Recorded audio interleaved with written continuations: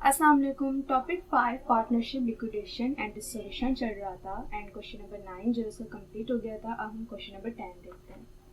Question number 10 में कह रहे हैं Akhtar and Hafeez are partners sharing profit and losses in the ratio of 2:1 respectively. On January 5, 2011 they decide to dissolve their firm. On these date their balance sheet show as follows.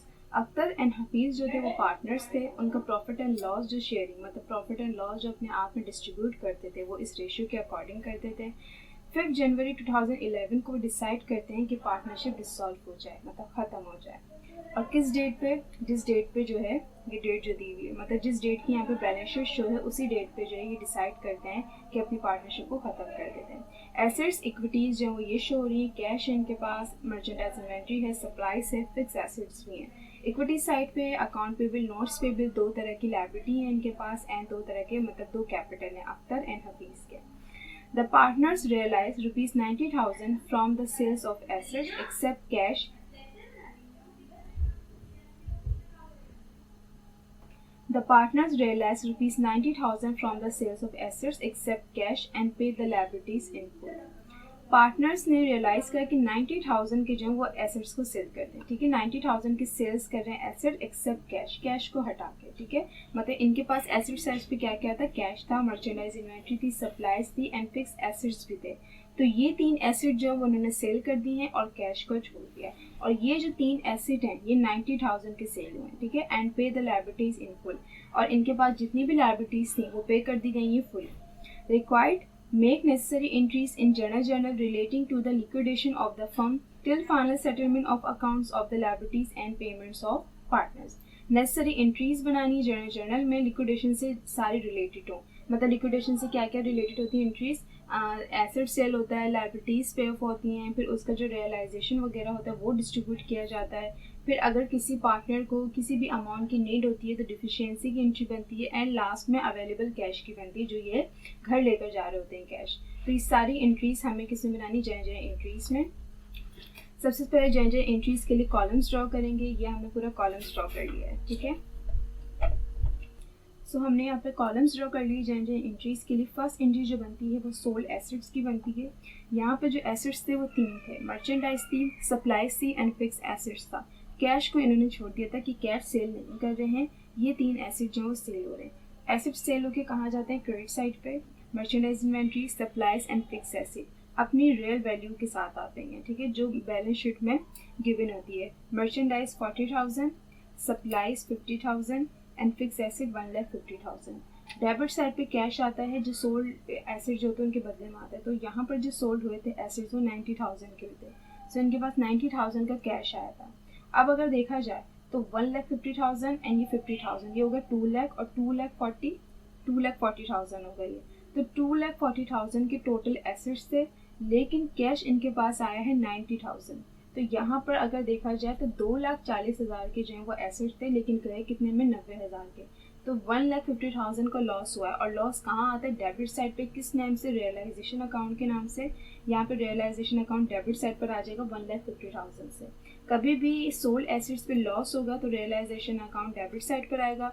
कभी भी sold asset पे profit होगा तो gain होगा या वो credit side पर आएगा। ठीक है, तो यहाँ पर लॉस हुआ था क्योंकि 2,40,000 के टोटल एसेट्स थे, गए कितने, 90,000 के। 1,50,000 का लॉस हुआ जो कि रियलाइजेशन अकाउंट के साथ डेबिट साइड पर आ गया। नरेशन बना देंगे to record sold other assets. Second entry होती है लायबिलिटीज पे की। लायबिलिटी जो है वो फुल पे हो गई थी। ठीक है, तो यहाँ पर हमने जो है वो अच्छी लायबिलिटी दो तरह की थी, अकाउंट पेबल, नोट्स पेबल। चाहे तो इसकी एक साथ भी एंट्री बना सकते हैं मर्ज करके, चाहे तो आप अलग अलग भी बना सकते हैं। ठीक है, तो सबसे पहले मैंने यहाँ पे जो है वो अलग अलग बनाई है। सबसे पहले मैंने अकाउंट पेबल की एंट्री बनाई है। सिंपल एंट्री होती है अकाउंट वो लायबिलिटी की कि अकाउंट पेबल अगर पे हो रहा है तो वो डेबिट साइड पे चल जाएगा, कैश क्रेडिट साइड पे।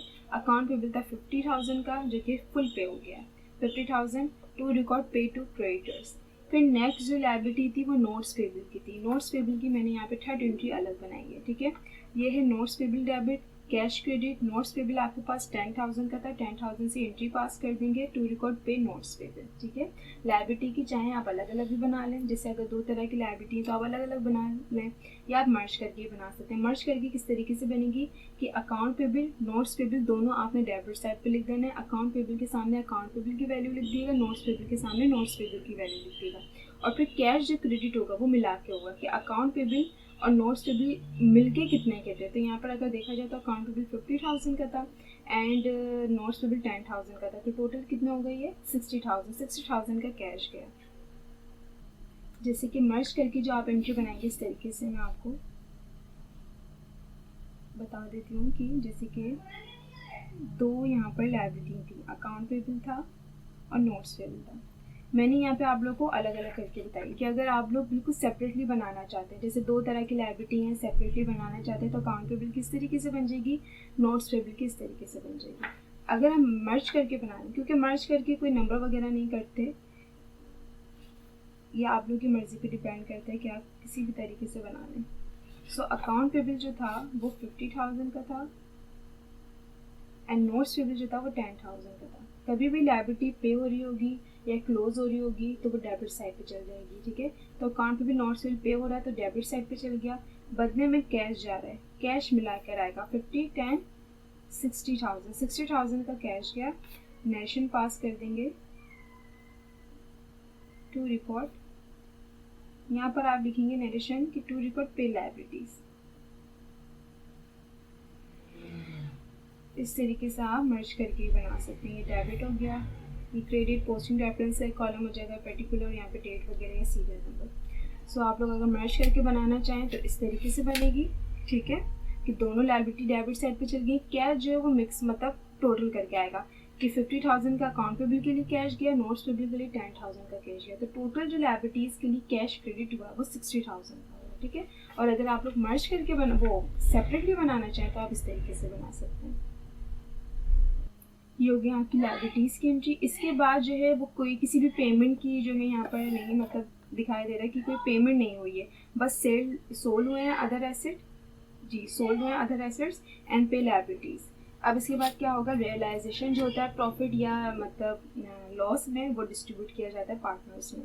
तो यहाँ पर अगर देखा जाए तो लायबिलिटीज़ में तो कोई प्रॉफिट एंड लॉस नहीं है, लायबिलिटीज़ एंड जो जितनी भी थी 2 तरह की थी और वो पूरी मतलब फुल पे हुई हैं, तो लायबिलिटीज़ पे कोई जो है वो रियलाइजेशन नहीं आया, ना अकाउंट पेबल पे ना नोट्स पेबल पे। रियलाइजेशन अकाउंट जो आया है डेबिट साइड पे वो भी लॉस में, वो आया सोल्ड अदर एसेट में जो कि 1,50,000 का, तो जो है वो रियलाइजेशन जो है लॉस में डिस्ट्रीब्यूट किया जाएगा। रियलाइजेशन अकाउंट यहाँ पे डेबिट साइड पर है, जब डिस्ट्रीब्यूट किया जाएगा तो क्रेडिट साइड पर आ जाएगा 1,50,000 से, डेबिट साइड पर अख्तर एंड हफीज़ की कैपिटल आ जाएंगे, ठीक है। इनका जो रेशियो था वो 2 और 1 था, ठीक है। तो जो रेशियो इनका बनेगा वो इस तरीके से बनेगा कि 2 और 1 जो है वो रेशियो है, 2 + 1 कितना हो गया 3। सो अख्तर का रेशियो हो गया 2/3 एंड हफीज़ का रेशियो हो गया 1/3। सो हमने क्या करा 1,50,000 को मल्टीप्लाई कर दिया अख्तर के रेशियो से, अख्तर का रेशियो था 2/3। जब इसको मल्टीप्लाई करेंगे तो आपके पास 1,00,000 रुपये आएंगे जो कि अख्तर का शेयर है लॉस में। फिर हफीज़ 1,50,000 को हफीज़ के रेशियो से मल्टीप्लाई कर देंगे, तो हफीज़ के जो हिस्से में लॉस आएगा वो आएगा 50,000 का। टू रिकॉर्ड लॉस डिस्ट्रीब्यूटेड, ये नरेशन पास कर देंगे। अगर अब देखा जाए तो हम देखेंगे किसी डिफिशियंसी की मतलब डिफिशियंसी कोई एंट्री तो नहीं, किसी भी पार्टनर को पैसे वगैरह की ज़रूरत तो नहीं पड़ रही। तो देखा जाए तो अख्तर का कैपिटल 1,40,000 का था और इनका लॉस है 1,00,000 का, तो आसानी से जो है वो लॉस जो है अपने कैपिटल से जो है वो लेस कर सकते हैं, इसके बाद भी इनके पास रिमेनिंग अमाउंट बचेगी। फिर देखा जाए हफीज़ के पास 1,00,000 का कैपिटल था और हफीज़ को लॉस है 50,000 का, तो ये भी अपने कैपिटल से आसानी से लॉस को लेस कर सकते हैं, उसके बाद भी इनके पास जो है वो अमाउंट बचेगी जो ये लेके जा सकते हैं अपने साथ। तो यहाँ पे किसी भी डिफिशियंसी की जो है वो नीड नहीं है, कोई भी डिफिशियंसी की एंट्री नहीं बनेगी। तो इसके बाद वो डायरेक्ट क्या एंट्री बनेगी, अवेलेबल कैश की। तो यहाँ भी जो अवेलेबल कैश की जो एंट्री होती है, डिसोल्यूशन की जो एंट्री होती है, उसमें ये होता है कि पार्टनर से कैपिटल डेबिट साइड पर आ जाता है और जितनी भी रिमेनिंग अमाउंट होती है वो इनके कॉलम में लिख दी जाती है। तो यहाँ पर अगर देखा जाए तो अख्तर का कैपिटल 1,40,000 का था, 1,00,000 का जो लॉस है वो माइनस करने के बाद 40,000 इनके पास रिमेनिंग अमाउंट बच रही है। हफीज़ के पास क्या था, 1,00,000 का कैपिटल था, 50,000 का लॉस माइनस करने के बाद भी इनके पास रिमेनिंग अमाउंट बची 50,000 की। 40,000 अख्तर के पास बच रहे हैं एंड हफीज़ के पास 50,000 बचे जो ये अपने साथ लेकर जा सकते हैं। सो कैश क्रेडिट हो जाएगा 50 and 40 90 lakh. To record dissolution, ये एंट्री पास कर दी हमने, ठीक है। यहाँ पे जिससे 5 एंट्री बनेगी, पहली एंट्री हमने सोल्ड अदर एसेट की बनाई, सेकंड एंट्री अकाउंट पेबल की बनाई, थर्ड एंट्री नोट्स पेबल की बनाई, फोर्थ एंट्री जो है वो लॉस डिस्ट्रीब्यूशन की बनाई, एंड फिफ्थ एंट्री जो है वो अवेलेबल कैश की बनाई। लेकिन यहाँ पे नरेशन में हम डिसोल्यूशन लिख दें या जो है वो लिक्विडेशन लिखते हैं, ठीक है। सो क्वेश्चन नंबर 10 बहुत ईजी था, जो कि कंप्लीट हो गया है, ठीक है।